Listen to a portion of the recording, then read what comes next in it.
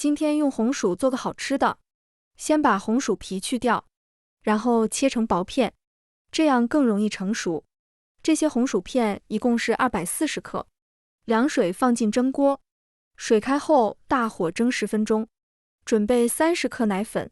加入30毫升的温水，3克酵母粉，先搅拌均匀备用。现在红薯也蒸好了，能用筷子轻轻穿透就行。出锅后用擀面杖压成泥，尽量压得细腻一点。加入500克高筋面粉，刚才调好的奶粉也倒进去，先搅成絮状，加入20克食用油，然后下手揉成面团。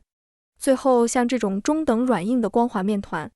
盖上盖子放到温暖的地方，把面团发到2倍大，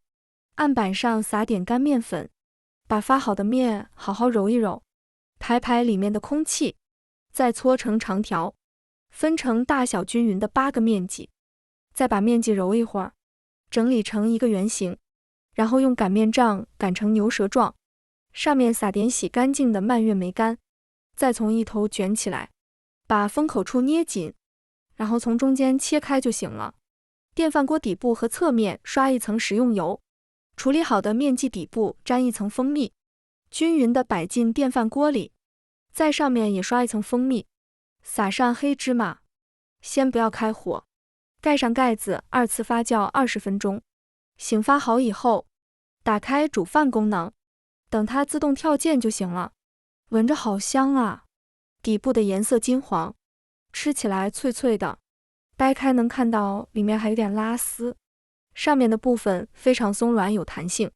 感觉比用烤箱烤的还要好吃。浓浓的红薯香味，爱吃红薯的朋友可以收藏起来，改天试一下。谢谢大家。